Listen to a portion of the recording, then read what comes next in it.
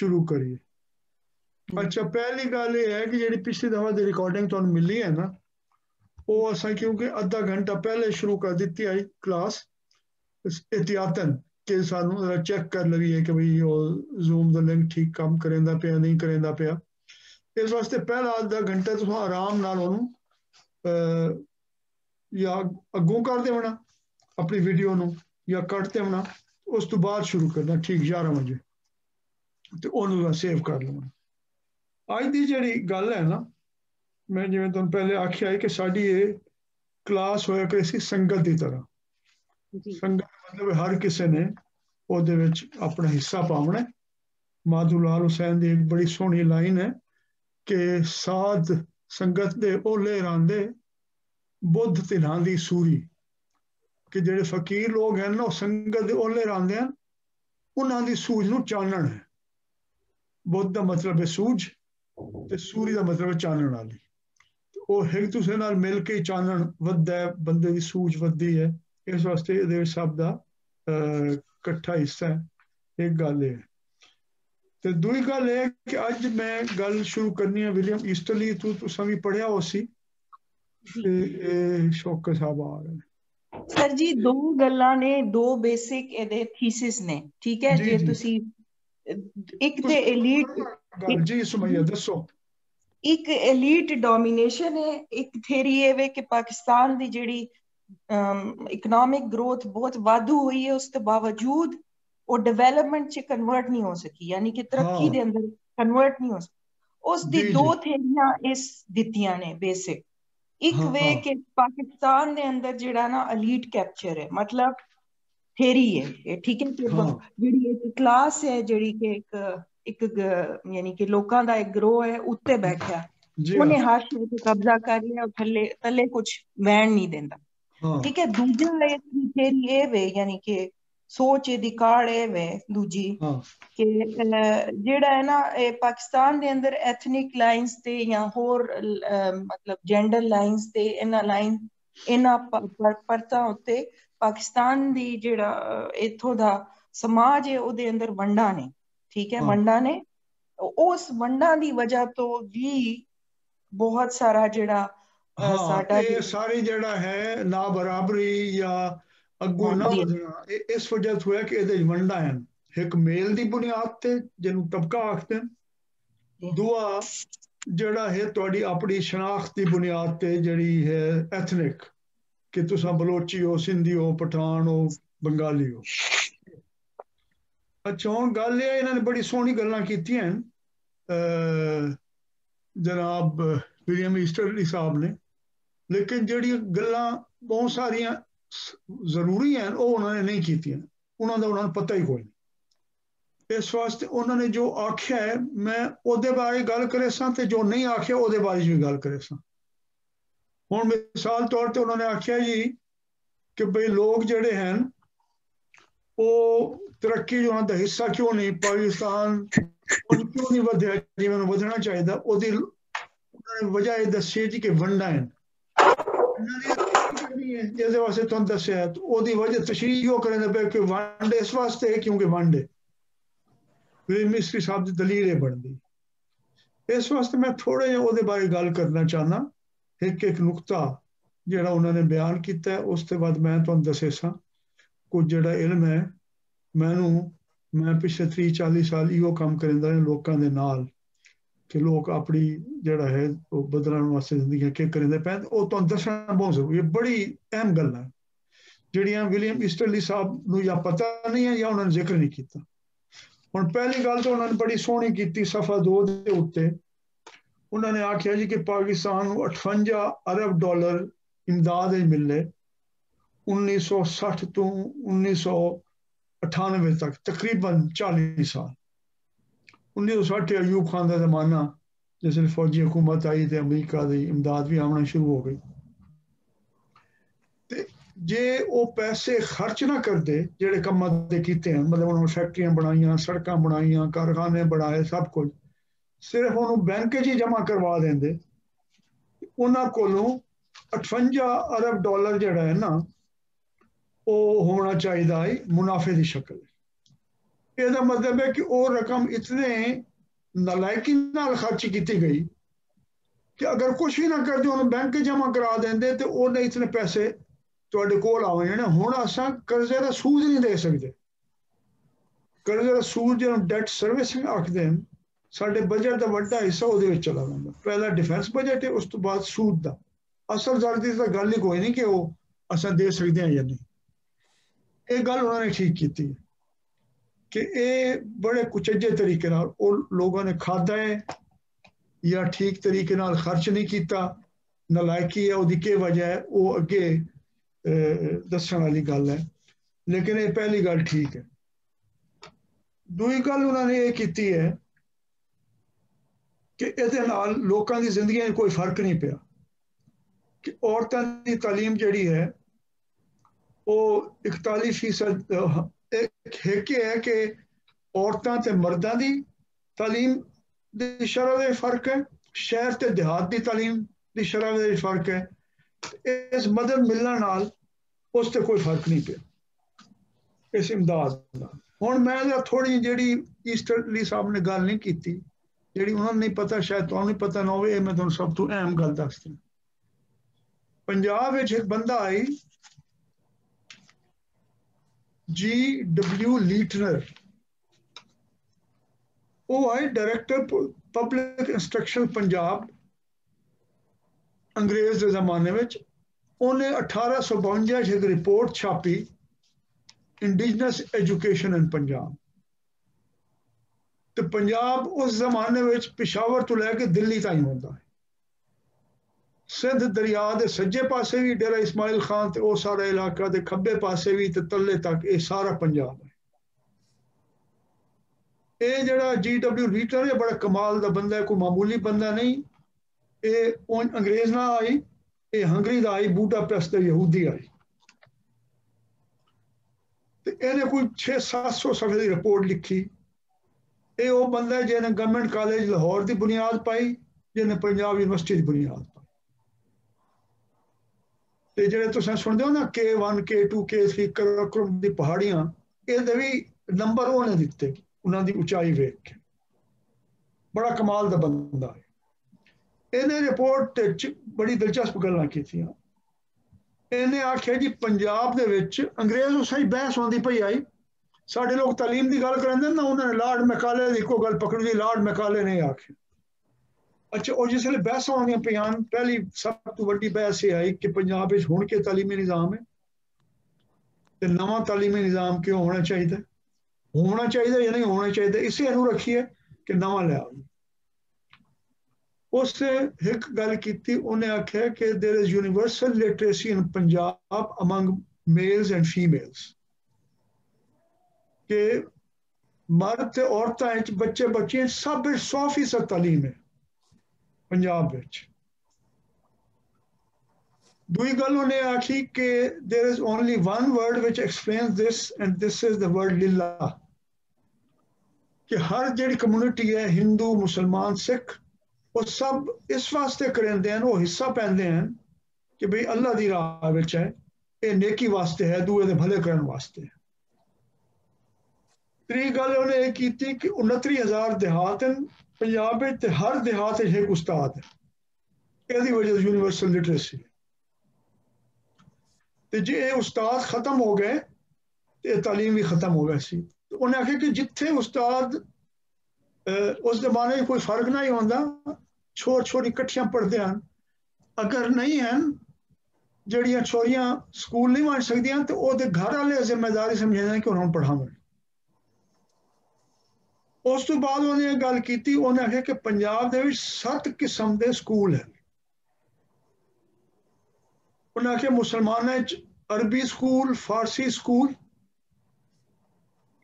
ਤੇ ਇੱਕ ਤਰੀਆ। ਉਹਨੇ ਆਖਿਆ ਕਿ ਜਿਹੜਾ ਅਰਬੀ ਸਕੂਲ ਹੈ ਉਹ ਬੜੇ ਆਲਾ ਸਤਹ ਦੇ ਆਲਿਮ ਹਨ, ਉਹਨਾਂ ਦੀ ਤਾਲੀਮ ਕਰਿੰਦਾ ਹੈ। ਤੇ ਉਹਦੇ ਵਿੱਚ ਉਸ ਜ਼ਮਾਨੇ ਦੇ ਪੰਡਤ ਵੀ, ਹਿੰਦੂ ਪੰਡਤ ਵੀ ਦਾਖਲ ਹਨ ਮਦਰਸਿਆਂ ਦੇ ਵਿੱਚ।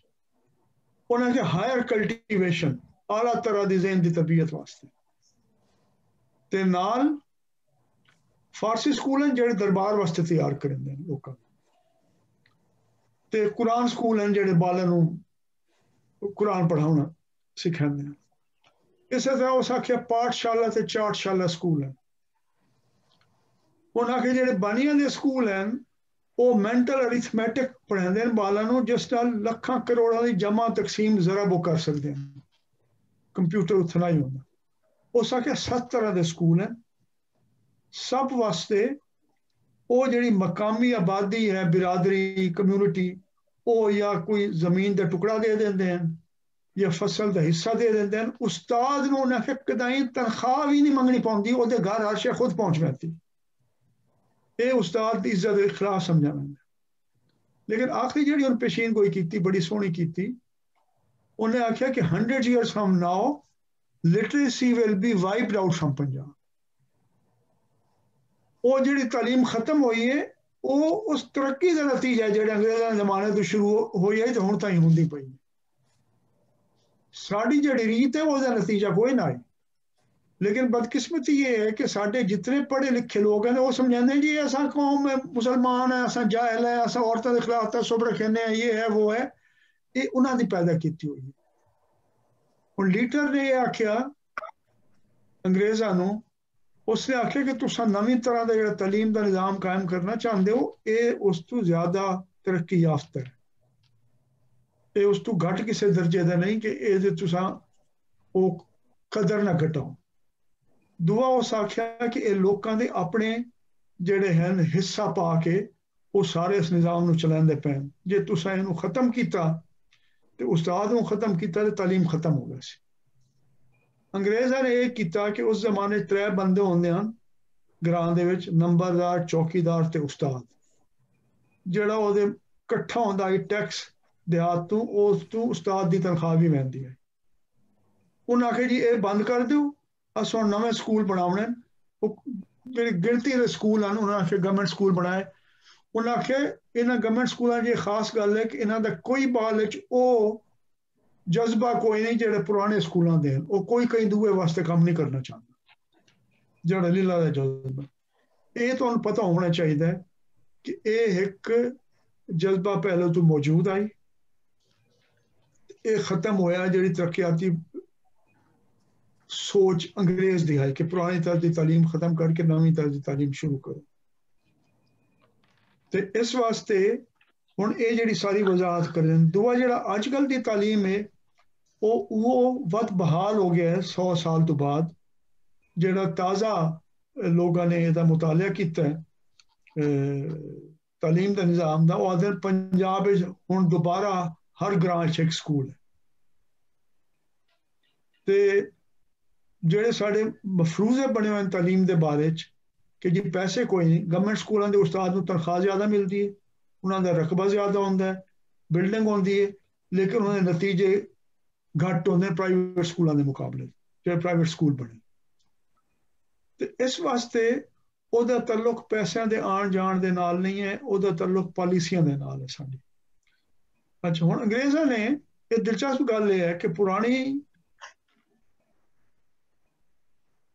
एक तो मैं तुम लीटरल की रिपोर्ट दस दिता, संगेबील पब्लिशर्स ने छापी है 1982 छपी है हिंदुस्तान रिपोर्ट वत पाकिस्तान छपी। हुण वैनगार्ड ने भी शायद छापी है, उन्होंने को मिल सकती है वैनगार्ड बुक्स तो लाहौर। एक किताब बड़ी है, वो सारा उन्हें बड़े सोहने तरीके नाल तालीम के निज़ाम का जिक्र किया। अच्छा दूई गल ये है कि ਜਿਹੜੇ आदाद शुमार हुणे इकट्ठे करे ने बलोचिस्तान सर्वे होया, उन्हें आखे जी 40 स्कूल छोरी दे हैं ते 400 छोरा दे हैं। ये बड़ा फर्क है। जिस वे बाद ही उन्होंने गिणिया तो वो पता चला कि छोरी की तादाद छोरा के बराबर है, क्योंकि छोरा के स्कूल ही छोरी दाखिल है, लोग पढ़ाते हैं। सो ये आखना जी बलोच पठान ये पढ़ाना नहीं चाहते अपनी बच्चियों वो गल ठीक नहीं है। लेकिन सब तो अहम गल यह है कि उन्होंने पुराना तालीमी निज़ाम की दलील ये दी कि यह दकियानूसी है, ये पुराना है, अस इस जगह ते नवा निज़ाम लैके आना है। इस वास्ते पुरानी स्कूल खत्म कर दो, पुरानी तालीमा खत्म कर दो, उन्होंने पाबंदियां ला दो। अब्दुल गफार खान की आप बीती पढ़ो तुसा, वो अंग्रेज के जमाने ची उन्होंने उस जमाने सूबा सरहद होंदा है, हुण पख्तूनख्वा है। उन्होंने जमीयत उलमा इस्लाम के मौलवियों नाल मिल के नवे स्कूल खोलने की कोशिश की। वो कितनी दफा गिरफ्तार होए, डिप्टी कमिश्नर गिरफ्तार करते कि तू जड़ा ये काम क्यों करेगा। और नवी तालीम जिस दावा करें कि असा फैलावना चाहते हैं, ਉਹਦੇ ਵਿੱਚ ਜਿਹੜਾ ਉਹ ਨਵੀਂ ਤਾਲੀਮ ਦੀ ਗੱਲ ਕਰਨ ਵਾਲੇ ਹਨ, ਉਹਨਾਂ ਨੂੰ ਵੀ ਉਹਨਾਂ ਨੇ ਉਹਨਾਂ ਦੇ ਹੱਥ ਰੋਕਣ ਦੀ ਕੋਸ਼ਿਸ਼ ਕੀਤੀ ਕਿ ਉਹਨਾਂ ਨੂੰ ਜਿਹੜਾ ਹੈ ਉਹ ਸਕੂਲ ਬਣਾਉਣ ਦਾ ਮੌਕਾ ਨਾ ਮਿਲੇ, ਅੱਗੇ ਜਾਣ ਦਾ ਮੌਕਾ ਨਾ ਮਿਲੇ। ਇਸ ਵਾਸਤੇ ਇਹ ਅਹਿਮ ਗੱਲ ਹੈ। ਤੇ ਪਾਕਿਸਤਾਨ ਵਿੱਚ ਹੁਣ ਵੀ ਜਿਹੜੀ ਤਾਲੀਮ ਦੇ ਘੱਟ ਹੋਣ ਦਾ ਇਹਦੀ ਵਜ਼ਾਹਤ ਇਸ ਗੱਲ ਨਾਲ ਨਹੀਂ ਹੁੰਦੀ ਕਿ ਲੋਕਾਂ ਦੀ ਵੰਡ ਹੈ, ਕੋਈ ਜ਼ਿਆਦਾ ਪੈਸੇ ਵਾਲੇ ਕੋਈ ਘੱਟ पैसे वाले ने। कम्यूनिटी तालीम अपने पैसे नाल करेंदी आई, तो हुण भी जिथे उन्होंने इजाजत मिली है वो करेंदे पे। ये पहला नुकता मैं दसना चाहना। ये बारे तुसां किताबां वेख लेना, अगे बहुत होर गल हो सकदी। जिहड़ी दुई उन्हें अहम गल कीती है चौथे सफे ते, उन्हें आखिया कि जिहड़ा मार्केट की गल होंदी है कि मार्केट दे विच जिस वेले जिहड़ी कीमत के उत्ते सप्लाई ते डिमांड बराबर होवे, उस आदे तवाज़ुन कायम हो गया। कि अगर जिहड़ा शावां दी एक खास कीमत है, अगर उसकी डिमांड ज़्यादा उसकी कीमत वध वैसी, तो कीमत वधण नाल सप्लाई वध वैसी। जे उस तो थल्ले होसी सप्लाई घट वैसी, डिमांड पूरी ना होसी।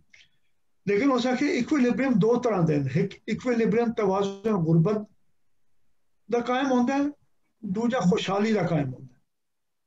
पाकिस्तान के जो पॉलिसियां लिया गई हैं वो जो तवाज़ुन कायम होया है, वो जो लोगों की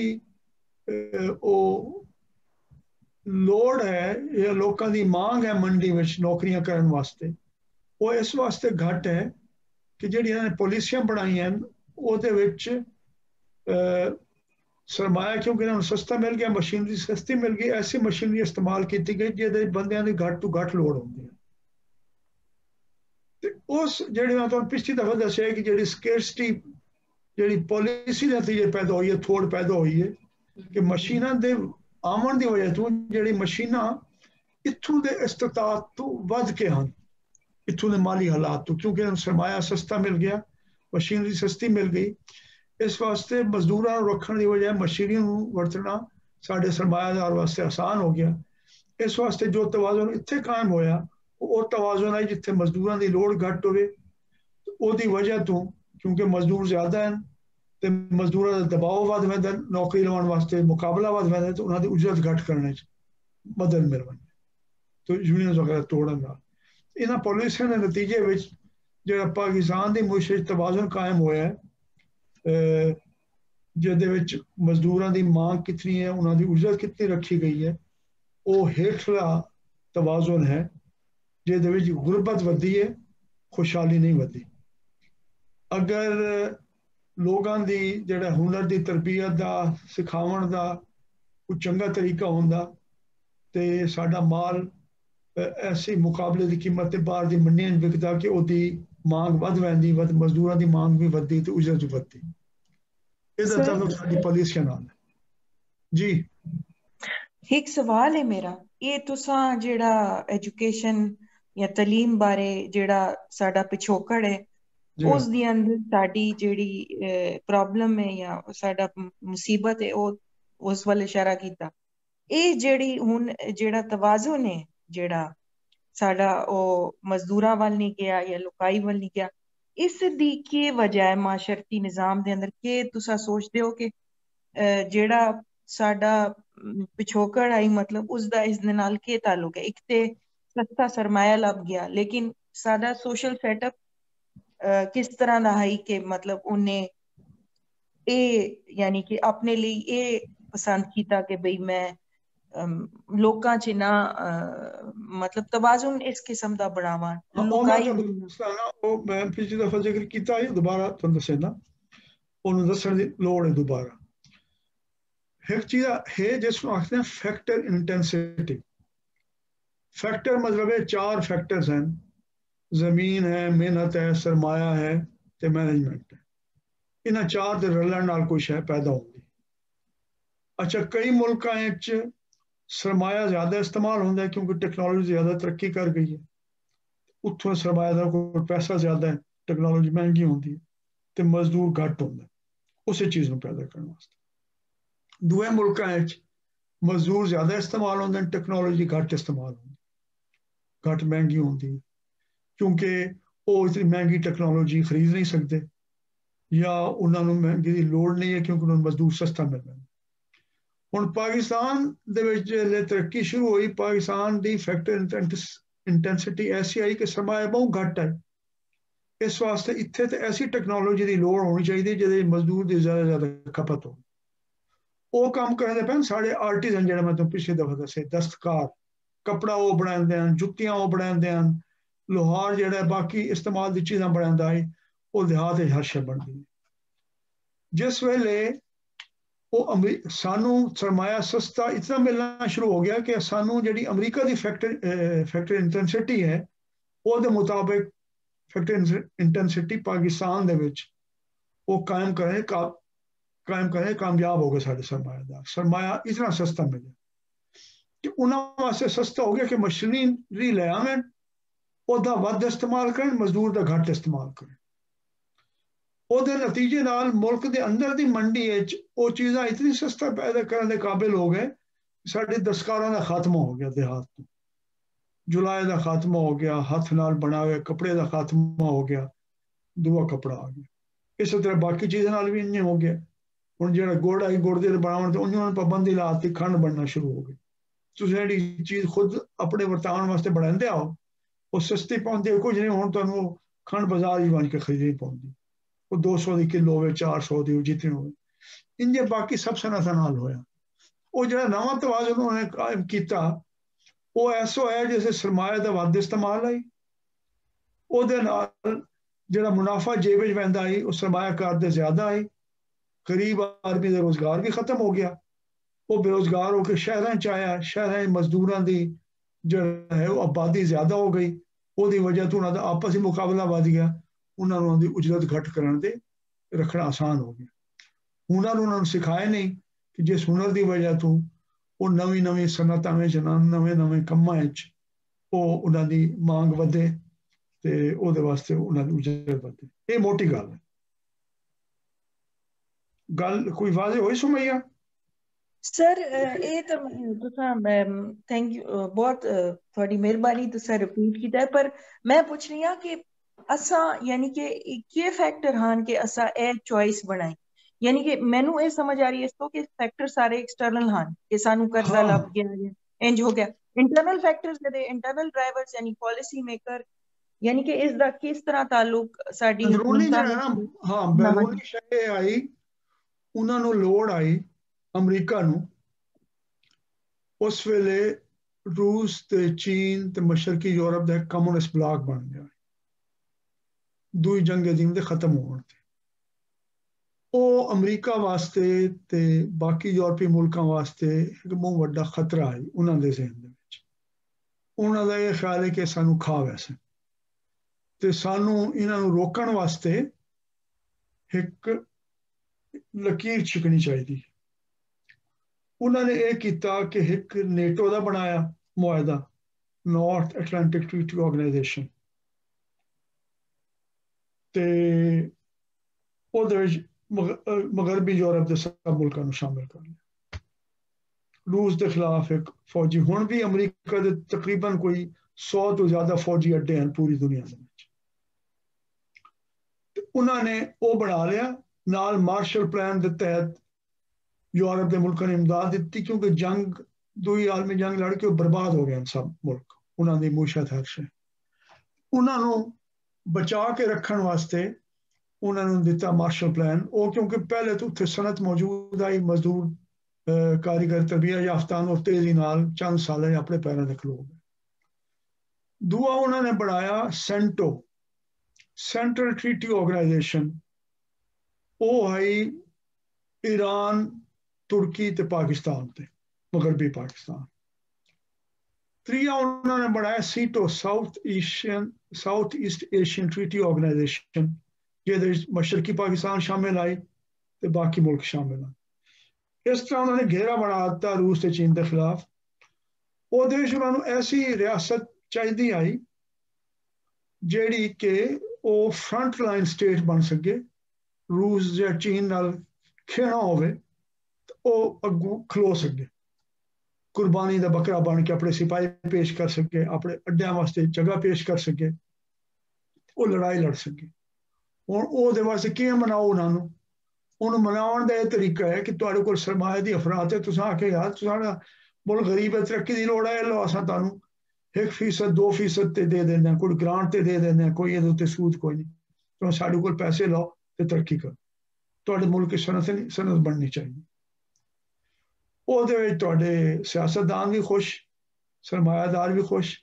ਇਹਨਾਂ ਨੇ ਇਸ ਗੱਲ ਤੋਂ ਇਸ ਚੀਜ਼ ਨੂੰ ਮੰਨਿਆ ਇੱਕ ਸਰਮਾਏ ਦੀ ਥੋੜ ਹੈ, ਦੂਆ ਨੇ ਆਈਡੀਓਲੋਜੀ ਨਾ ਬਰਾਬਰੀ ਦੀ ਆਈਡੀਓਲੋਜੀ ਹੈ। ਜਿਵੇਂ ਮੈਂ ਤੁਹਾਨੂੰ ਪਹਿਲੇ ਦੱਸਿਆ, ਇਹਨਾਂ ਨੂੰ ਇਸ ਗੱਲ ਦੀ ਕੋਈ ਪਰਵਾਹ ਨਾ ਆਈ ਕਿ ਆਮ ਬੰਦੇ ਦੀ ਜ਼ਿੰਦਗੀ ਕੋਈ ਫਰਕ ਪਾਉਂਦਾ ਜਾਂ ਨਹੀਂ ਪਾਉਂਦਾ, ਕੁਛ ਹੈ ਸਿੱਖਦੇ ਜਾਂ ਨਹੀਂ ਸਿੱਖਦੇ। ਇਹਨਾਂ ਦਾ ਇਹ ਖਿਆਲ ਹੈ ਕਿ ਇੱਥੇ ਪੈਸਾ ਹੋਵੇ ਚੰਦ ਲੋਕਾਂ ਕੋਲ, ਇੱਕ ਖਾਸ ਤਬਕੇ ਕੋਲ, ਉਹਨਾਂ ਕੋਲ ਤਾਕਤ ਹੋਵੇ, ਉਹਨਾਂ ਕੋਲ ਤਾਲੀਮ ਹੋਵੇ ਤੇ ਉਹ ਫਾਇਦੇ ਰਹਿਣ। ਬਾਕੀ ਆਮ ਬੰਦਾ ਤਾਂ ਉਹਨੇ 5000 ਸਾਲ ਤੋਂ ਲੰਗੋਟੀ ਪਾ ਕੇ ਰਹਿੰਦਾ ਪਿਆ, ਤੇ ਹੁਣ ਵੀ ਅਗਰ ਲੰਗੋਟੀ ਪੈਸੀ ਤਾਂ ਉਹਦੇ ਕੀ ਫਰਕ ਪਾਉਂਦਾ। जी शौकत साहब कुछ आखना है, पूछना है? अनम्यूट करो आप। वालेकुम सलाम। ਡਾਕਟਰ ਸਾਹਿਬ, ਤੁਸੀਂ ਇੱਕ ਗੱਲ ਕੀਤੀ ਹੈ ਤੇ ਇਹਦੇ ਹਵਾਲੇ ਨਾਲ ਅਗਰ ਮੈਂ ਇੱਕ ਛੋਟਾ ਜਿਹਾ ਤੁਹਾਡੇ ਕੋਲ ਇੱਕ ਮਤਲਬ ਜਨਰਲ ਨੌਲੇਜ ਵਾਸਤੇ ਸਵਾਲ ਪੁੱਛ ਲਵਾਂ ਕਿ ਜਦੋਂ 60 ਤੇ 50 ਦੇ ਵਿੱਚ ਜਦੋਂ ਅਯੂਬ ਜਿਹੜਾ ਹੈ ਉਦੋਂ ਮਾਰਸ਼ਲ ਲਾ ਲੱਗ ਰਿਹਾ ਸੀ, ਉਹਦੇ ਮਾਰਸ਼ਲ ਲਾ ਲੱਗਣ ਤੋਂ ਪਹਿਲਾਂ ਤੇ ਸਿਕੰਦਰ ਮਿਰਜ਼ਾ ਤੋਂ ਪਹਿਲਾਂ ਇਹ ਵੀ ਕਿਹਾ ਜਾਂਦਾ ਹੈ ਹਿਸਟਰੀ ਦੀਆਂ ਕਿਤਾਬਾਂ ਵਿੱਚ, ਤਾਰੀਖ ਦੀਆਂ, ਕਿ ਇਹ ਦੋਵੇਂ ਬੰਦੇ ਜਿਹੜੇ ਨੇ ਸਿਕੰਦਰ ਮਿਰਜ਼ਾ ਤੇ ਅਯੂਬ ਜਿਹੜੇ ਨੇ ਇਹ ਪ੍ਰੋ ਅਮਰੀਕਨ ਸਨ।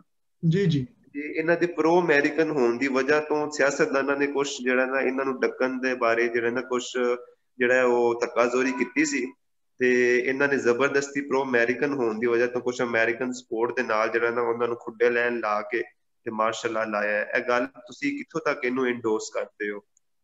ਉਹਦੀ ਵਜ੍ਹਾ ਤੋਂ ਅੱਗੋਂ ਯੂਬ ਦੀਆਂ ਪੁਲਿਸੀਆਂ ਵੀ ਜਿਹੜੀਆਂ ਨੇ ਨਾ ਉਹ ਪ੍ਰੋ ਅਮਰੀਕਨ ਹੀ ਰਹੀਆਂ ਸਾਂ, ਤੇ ਫਿਰ ਉਹ ਸਪੋਰਟ ਆਈ ਤੇ ਬੜੀ ਉਹ ਤਰੱਕੀ ਜਿਹੜੀ ਹੈ ਉਹਨੂੰ ਜਿਹੜਾ ਹੈ ਸੁਨਹਿਰੀ ਦੌਰ ਜਿਹੜਾ ਹੈ ਮੁਖਤਲਿਫ ਟੈਗ ਦਿੱਤੇ ਜਾਂਦੇ ਨੇ।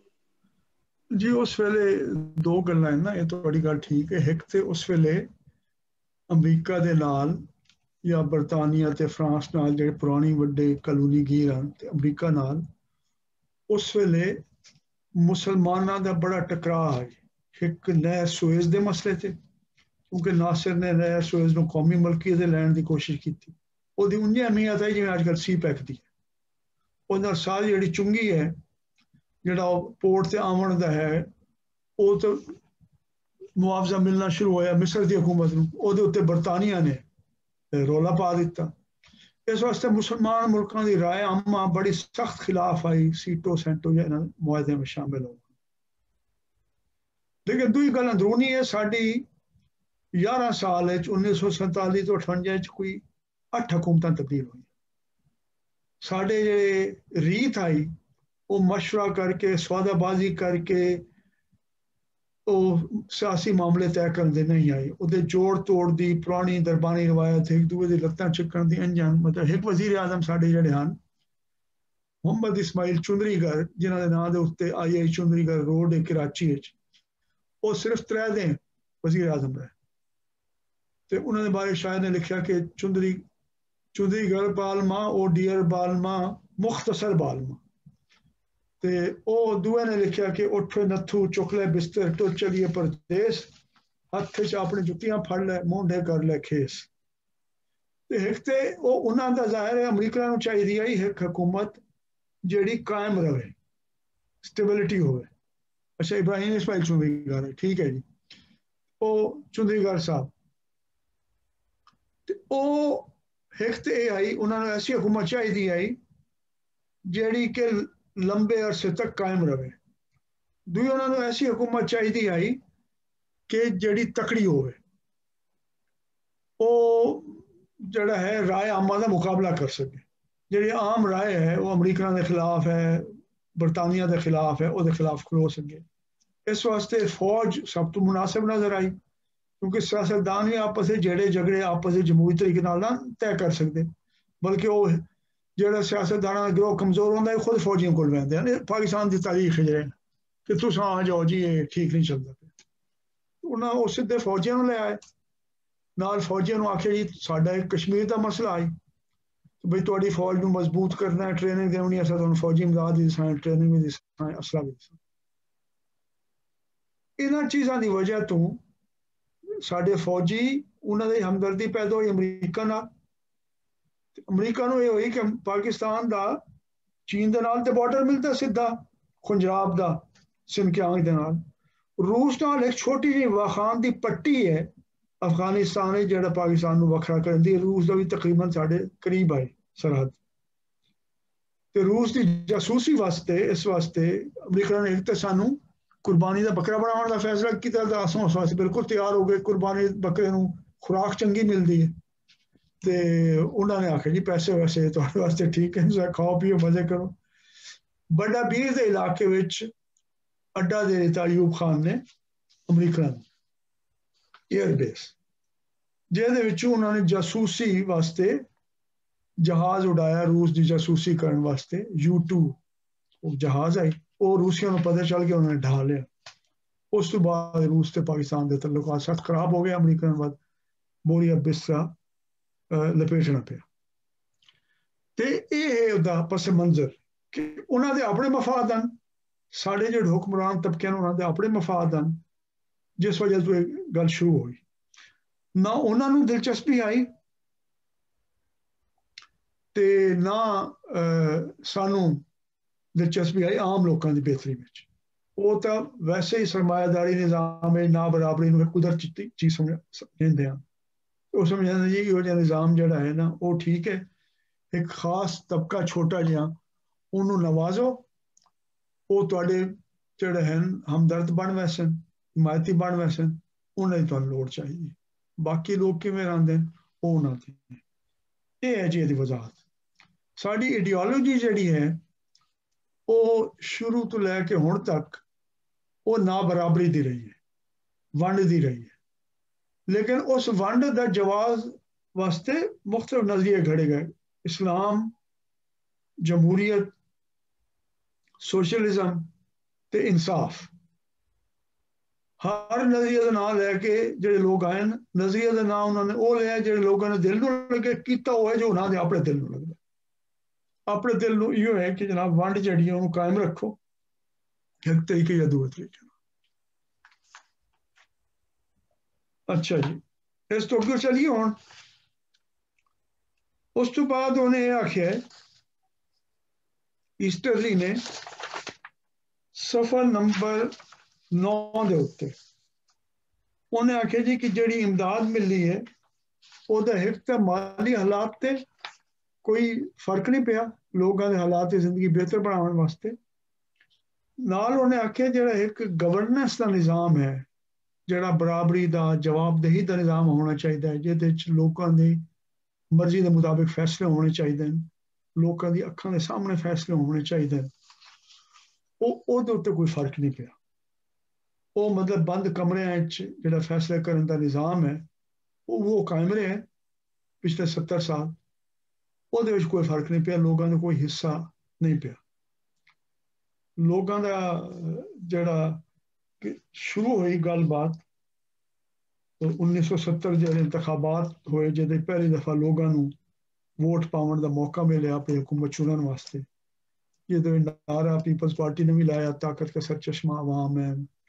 अवामी लीग ने भी अवाम की गल की, नेशनल अवामी पार्टी 3 पार्टियां जिन्होंने इख्तियार मिले सब ने लोगों की गल की, किसी किस्म के सोशलिज्म की गल की, बराबरी की गल की, लेकिन वो भी ज़्यादा देर चली कोई नहीं, क्योंकि भुट्टो साहब ने सियासत वो ड्राइंग रूम तो कढ़ के गलियां ले आए।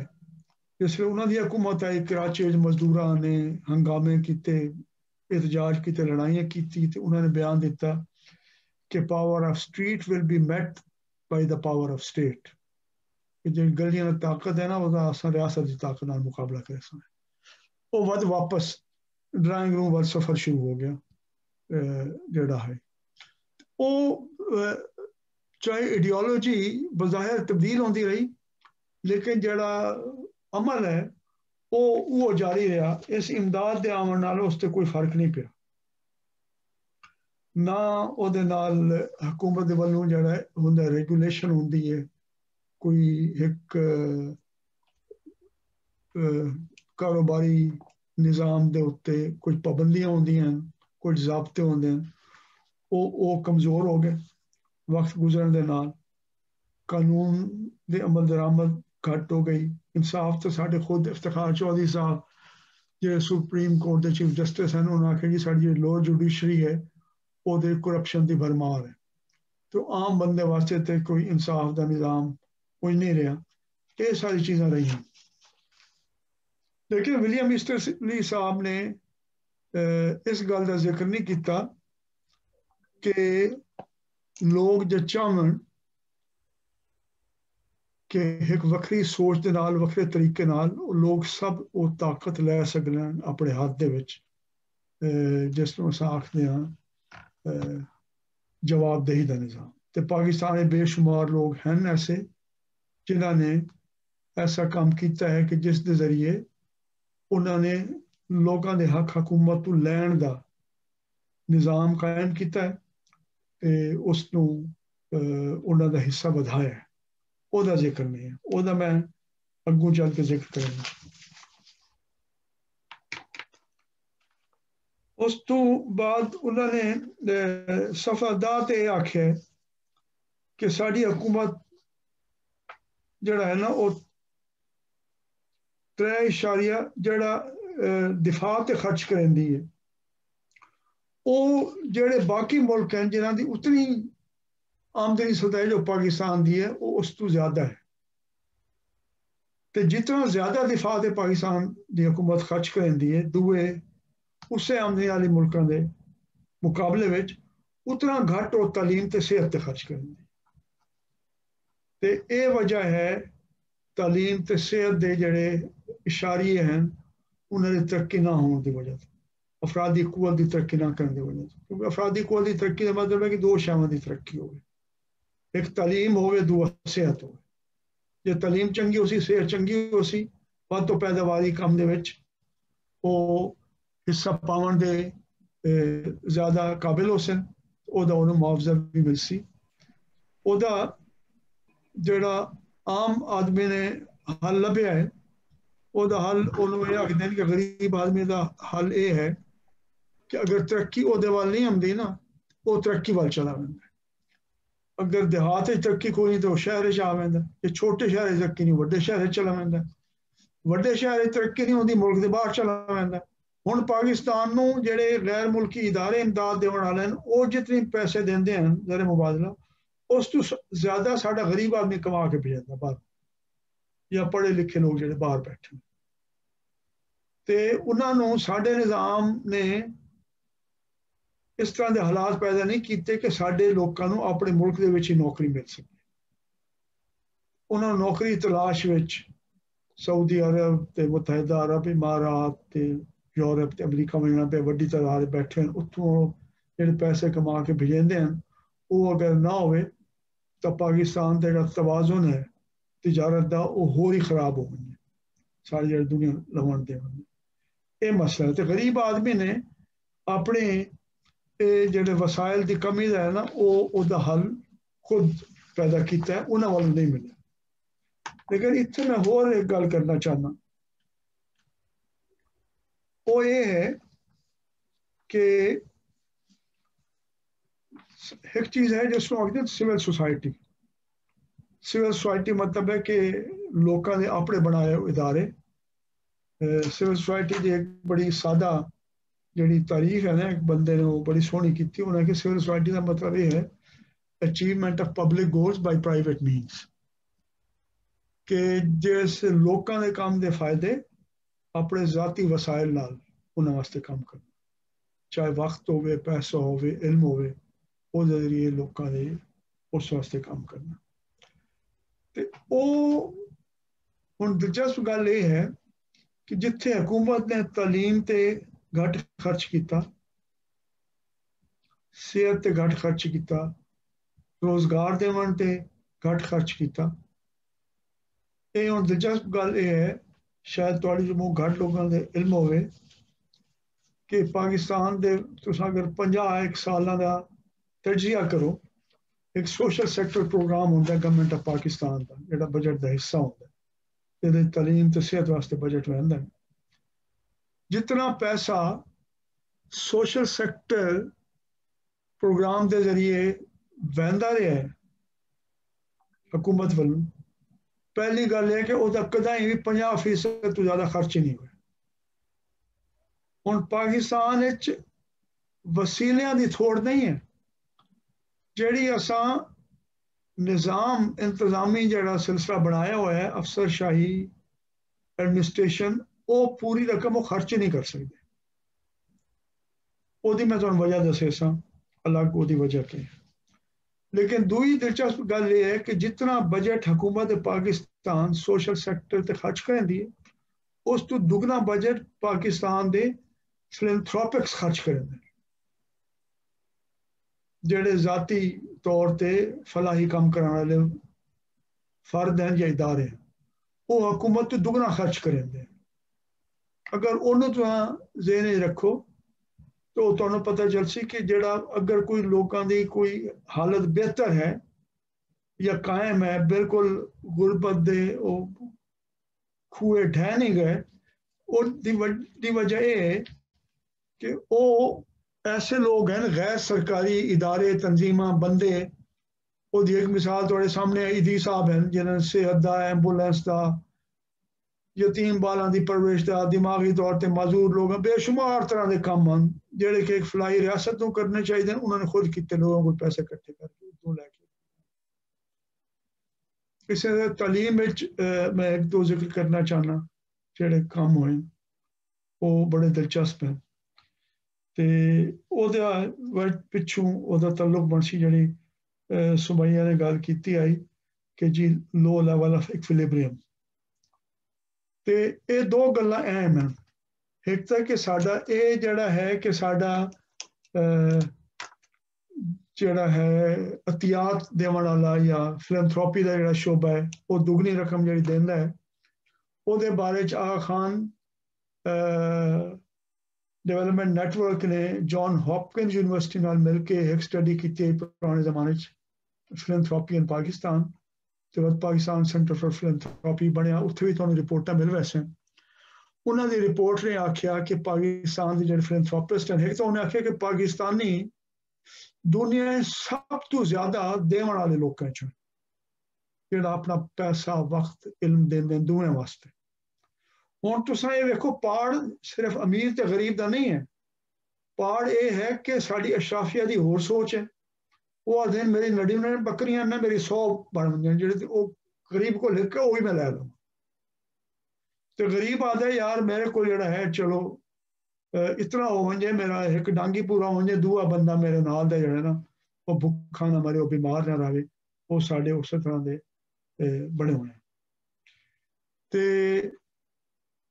उन्हें आखे पाकिस्तानी सब तो ज्यादा देवन वाले लोग हैं, तो पाकिस्तान का जड़ा ये शोबा है अतियात या वो सदकात देवन वाला, वो दुगना खर्च करेंदा हुकूमत के मुकाबले। हुण इहदी मैं तुहानूं थोड़ी जी मिसाल देवां। मैं तुहानूं लीटरल की मिसाल तो दी आई तालीम की, लेकिन अज के जमाने एक दो बहु मिसाल हैं, मैं सिर्फ एक जिक्र करना चाहना तालीम दे विच, ते एक मैं जिक्र करना चाहना एक दो सेहत के बारे में। होया है कि हुण जिहड़े तुसां अगर पुछो जी तालीम क्यों घट है पढ़े लिखे लोगों को या सरकारी अफसर, तो अफसर जी लोग अनपढ़ हैं जी, जाहिल हैं, इन्होंने तालीम की कदर का पता ही कोई, इस वास्ते तालीम कोई। देखो जी स्कूल खुले हुए हैं, कोई पढ़ाने नहीं बनता, अपने बालों में दाखिले नहीं करेंगे, स्कूल चलते नहीं पे। अच्छा ये है तो लो लेवल ऑफ इक्विलिब्रियम क्यों है कि लोग पढ़ाना नहीं चाहते, उससे होर स्कूल खोलने की लोड़ है। जो सरकार ने बनाए वो भी बंद पे हुए, तो सरकार इतने पैसे क्यों खर्च करे। हूँ इतने मैं तो कुछ चीज़ों वाल थोड़ी तवज्जो कराना चाहना। पहली गल तो यह है कि स्कूल खोलण विच भी सरकार दे उत्ते इतना भार कोई नहीं है। स्कूल अक्सर देहातां खास तौर पर जिहड़े खुलते हैं उहदे वास्ते जमीन कम्यूनिटी देंदी है, लोग अपनी जमीन खुद देंदे हैं। इमारत दे पैसे सरकार देंदी है ते तनख्वाह सरकार देंदी है। इस वास्ते उहदे वड्डा हिस्सा भी लोकां दा अपना हुंदा है ते ओह सरकारी वसाइल इतने नहीं चाहिए। एक कबायली इलाकों तक जिथे कबायली इलाकों आख्या मैं जी पठान या कबायली खिलाफ हैं तालिबान, उत्थे हाली तक 400 स्कूल छोरी दे कायम हैं, छोरन दे भी कायम हैं ते उत्थे लोग भेजेंदे हैं। हुण स्कूल ना भेजण की वजह की है? पहली वजह यह है कि तालीम है नाकारा, किसी काम दी नहीं है। मेरे एक बेली आई, वो हेडमास्टर आई खानसर हाई स्कूल आई थल दे इलाके में। उस आखे जी मैं गां मुल लवनी आई तो मैं अपने किसी पितरेर को किसी को गया नाल दे रिश्तेदार को, मैं आखे यार मैं गां लवनी। उस आखे मियाँ कोई होर होया तो मैं 5000 दी देवां, तेन मैं 7000 दी देसा।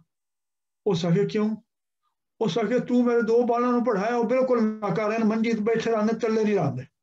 जो पढ़ लेंदे वो मैंने कुर्सी वाली नौकरी मिली। ਜਿਹੜਾ अनपढ़ है ना वो सारी वाही बीजी राखी सारा काम वो करे। साढ़े घर का काम चलता था पे, तो तेरी पढ़ाई का मेरे बालों क्या फायदा हो? तो पहली गल ये बारे कोई गल नहीं करना कि तलीम का हिक तल्लुक है लोगों की जिंदगी नाल, दूसरा क्वालिटी की है, 2 ते 2 4 कर सकते हैं या नहीं कर सकते। हुण एक खतून है जिसका तुसीं नाम सुनिया हो सी, बरीज़े का नाम तो सुनिया ही हो सी ना। बरीज़े की जिहड़ी मालिक है, हाँ जी, सीमा अजीज। सीमा अजीज भला हो गया। चलो सुमैया ये तो पता नहीं सीमा अजीज। मैं भी उन्होंने केयर स्कूल चे सर जी थोड़ा चिर वॉलंटियरी कीता है। अच्छा जबरदस्त, बड़ा खुश हुआ। ओने ओदी उस कहानी पढ़ो, ओदी भी हार्वर्ड बिजनेस स्कूल ने केस स्टडी लिखी है सीमा अजीज दे काम दी। वो बड़ी सोहनी गल है। वो जो हड़ आया रावी दे विच, वो गई कोई समान वगैरह वंडन, उन्हें पिछू जिथे वंजे बालों की कतार पिछू लगे, नक बांधे पैन, कपड़े पाटे हुए, सिर दे मिट्टी है, वो 40-50 बाल छोर छोरी पिछू। उन्हें आखिया वो लोग पूछो ना कि की रोल है, मेरे पिछू क्यों है? उसे करन कुछ कोई नहीं, स्कूल है कोई नहीं जिथे पढ़न जावे। तो कोई नवी बंदी आई है, कोई पाकिस्तानी मेम उन्हें नजर आई, उन्हें आखे चलो ये पिछू चल पवे, कोई जड़ा है नवेखली शय आ गई। ਉਹਦੇ दिल ਨੂੰ लगी गल, उन्हें आके अपने लोगों नाल गल की लाहौर दे विच जान पछाण वाले हैं रिश्तेदार दोस्त। उन्हें आखे गरीब पढ़ना नहीं चाहते, तू इन्हें अपना क्यों सिर मरे नहीं कद्दां दे नाल? कोई ਇਹਦਾ फायदा कोई नहीं, ना कहीं ने पढ़ाना आना है ना कहीं पढ़ाना है। ये मैं कहानी दस के खत्म कर सकें क्योंकि तुहानूं ब्रेक चाहिए हो सी। वो आखदी जी मैं खैर पैसे वैसे इकट्ठा करके पहला स्कूल खोलिया। पहले दिन 150 बालों की कतार स्कूल के बाहर खलोती। असा यह किया, उन्होंने साबण दिता, तौलिया दिता, कंघी दी कि मूँह धोवो, वालों कंघी करो, हाथ धोवो, साफ सुथरे होवो, वत आके क्लास में। पहली गल तो कि तलीम का सिर्फ काम अलिफ बे ते नहीं, ये भी उन्होंने जिंदगी वो भी तलीम है कि किवें रावणा पावना। दूआ काम उन्हें यह किया कि उन्हें आखे जी ये छोर तो छोरी कट्ठे पढ़ सन, वखरे वखरे कहीं नहीं पढ़। तो त्रीया गल है कि अमीर गरीब कट्ठे पढ़ सन। तो चौथी है कि जी अंग्रेजी स्कूल जो म्यार दी है ना, उस म्यार की तलीम अस दें। यही आई वो पुरानी जी साड़ी अशराफियत जी मैरिटोक्रेसी की मैं गल करना, एक क्रिप्टोक्रेसी तो हट के मैरिटोक्रेसी वाली सोच आई। वो बाल आने शुरू होए, हत्या कि वह काम इतना चंगा हो गया। हाँ मैं अली गल करेंगा, अगर मैं गल मुका लवा। अच्छा वो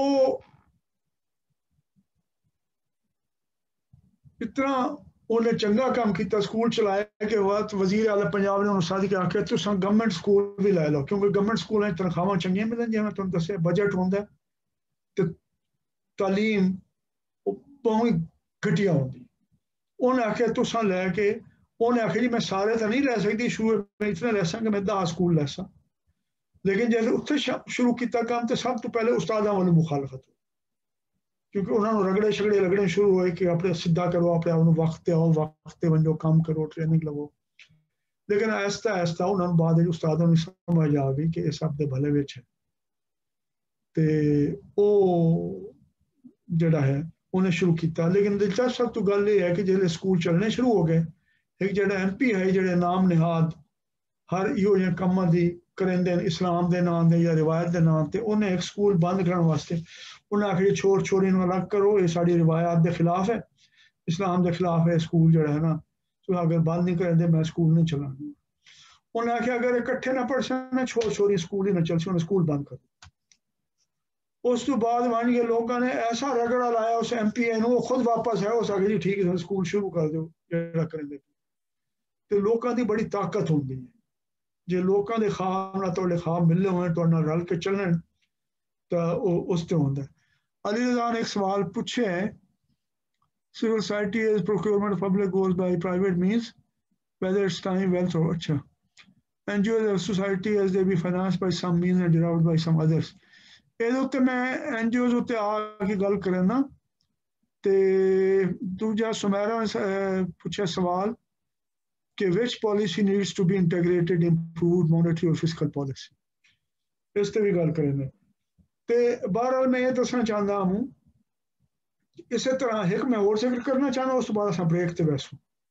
एक होर काम है जिसका बहुत घट लोगों को पता है, साढ़े 1972 दे विच सुलेमान शेख साहब हैं, एक साहब सिंध दे विच, उन्होंने हैड मास्टर स्कूल का, उन्हें आखे मियाँ सुलेमान मियाँ तेरे को कोई टाइम हो तो स्कूल का चक्कर ला। उस आखे जी क्या गल है, उस आखे तू स्कूल आवे तो सही। वो स्कूल गया तो उन्हें वेख्या बई कद्दां जड़ियां वो डाउना शुरू बुरना शुरू हो गई, छत्तां पाट गई हैं, स्कूल की हालत बुरी है, कोई बाल पढ़। उस आखे तू स्कूल तो पढ़ के निकले हैं, तू डॉक्टर बन गया, ये दस इस स्कूल की क्या हालत है। उस आखे जी मैं क्या कर सकना। हो सके यार तू कुछ कर नहीं सकता, मैं सिर्फ तेन दसना चाहना कि तू इतों पढ़ के निकलिया, तेन अल्लाह ने कुछ बना दिता है, तू हूँ ये वास्ते कुछ करना चाहता या नहीं करना चाहता। छोड़ी स्कूल की हालत उन्नी बैड़ी है, छोड़े स्कूल तो उन्हें खैर हाला ग्रेजुएट्स एसोसिएशन बनाई, वो हाला दे रावण लाए डॉक्टर सुलेमान शेख। उन्हें आगे असा दो काम करने, एक स्कूलों बहाल करना है तो नवे स्कूल बनावने, ये वास्ते जितने पढ़ के लिख के लोग निकले उन्हें आखे इतना कम अज कम करो, कोई 2-4 आने ये स्कूल वास्ते दे दे, ते नाल सेहत वास्ते करना। सेहत वास्ते उन्होंने डॉक्टर को आख्या भी तुम मुंह खिदमत नहीं कर सकते ना, तुम सारे एक दफा आई कैंप ला दिता करो, या 2 दिन या 4 दिन या 1 हफ्ता, ते नाल अगर तुम 6 दिहाड़े अपने वास्ते कमावना है तो 1 दिहाड़े जुम्मा क्लिनिक वो गरीब लोगों वास्ते आके बह गया कर अपने क्लिनिक, जिथे आवन मामूली पर्ची फीस है भी 2 रुपए से काम कर। वो हालात तो काम टुरया, पूरी सिंध ग्रेजुएट्स एसोसिएशन बन गई, वो तकरीबन पूरे सिंध दे विच वो काम करेंदी पई है तालीम ते सेहत वास्ते। पहले उन्होंने शुरू किया सिंध ग्रेजुएट्स, उस तो बाद सिंधियाणी उन्होंने शुरू किया। उन्हें आख्या कि सवाणियां दा वखरा ये होना चाहिए, उंज रलावना चाहिए, तो वो मेहताब राष्ट्रीय तो याद हो सी सारी TV ते होंदे एक जमाने वो सदर बने। इस तरह के बेशुमार काम जड़े ना साढ़े लोग वो करेंदे पे हैं वास्ते।